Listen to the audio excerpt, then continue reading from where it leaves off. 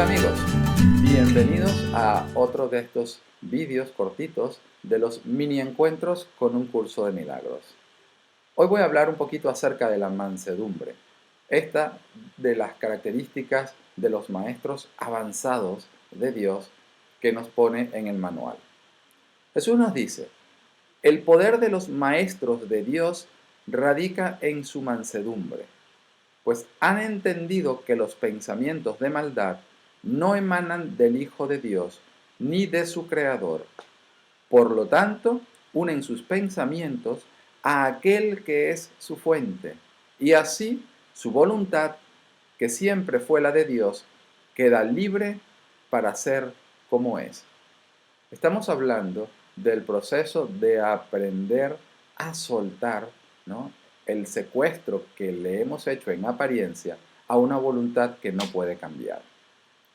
Cuando Jesús nos dice que los maestros han entendido que los pensamientos de maldad no emanan del Hijo de Dios, está hablando de un resultado, de un aprendizaje, de un proceso en la práctica de perdón. Al principio, cuando empezamos a observar sin juzgar nuestros pensamientos de odio, emociones de rechazo, cosas que den testimonio de la separación, miedo, angustia, depresión, etc., estamos muy seguros de que somos nosotros quienes estamos en ese estado o quienes pensamos esto.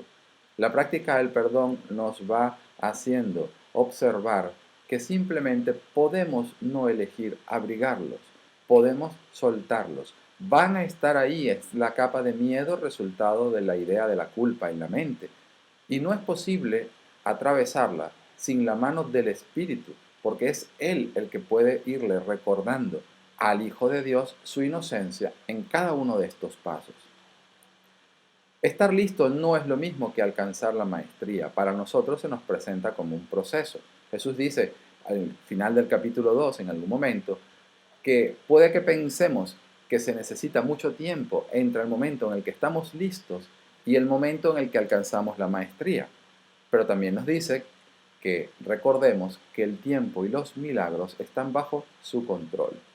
Menos mal. Esto es una empresa de colaboración. Nosotros cada vez nos volvemos más finos, más exquisitos, revisando nuestra mente, no analizándola, examinándola, es decir, viendo nuestra elección por el ego sin juzgarnos. Así le damos entrada al Espíritu y Él puede enseñarnos que esa elección no tiene nada que ofrecernos. Automáticamente tomamos una mejor, pero si podemos tomar una mejor, entonces estos pensamientos no constituyen la realidad del Hijo de Dios. Y aquí empieza a experimentarse la liberación y empiezas a entender que tu verdadera voluntad va en esa línea. Es así como empiezas a reconocer que la voluntad tuya siempre ha sido la de Dios. La mansedumbre es una característica fundamental. Ya decía en la Biblia que los mansos heredarán la tierra. Y esto en el curso no los recuerda, que es muy literal. Cuando tú no te suscribes a los pensamientos de odio que ves en tu mente, estás permitiendo que el Espíritu Santo la sane. Y esta es la mente de toda la filiación. Es así como te vuelves un salvador del mundo. Viendo el odio, viendo la elección que tienes dentro de ti en favor del ego y revocándola. Para llegar a ver esto se necesita, repito, un proceso. Hay que tener confianza al principio, sobre todo, porque nosotros no tenemos una idea, mucho menos cuando comenzamos, de qué es el propósito, de cuál es el propósito de mi práctica del perdón. No es para solventar los problemas que yo percibo que le atañen a mi cuerpo, a mi ser individual. El perdón es la práctica que nos lleva a ser conscientes cada vez más de que somos una mente que cree que elegir mal es posible y ahora está revocando esa creencia, se está liberando. El problema nunca es externo, pero empezamos practicándolo externamente.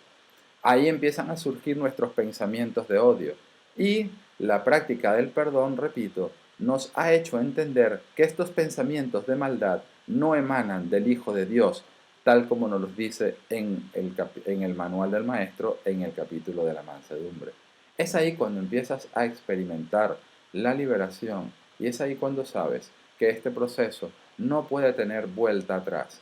Lo que comienza el Espíritu Santo no puede quedar inconcluso porque la voluntad de Dios ya se ha cumplido. Gracias.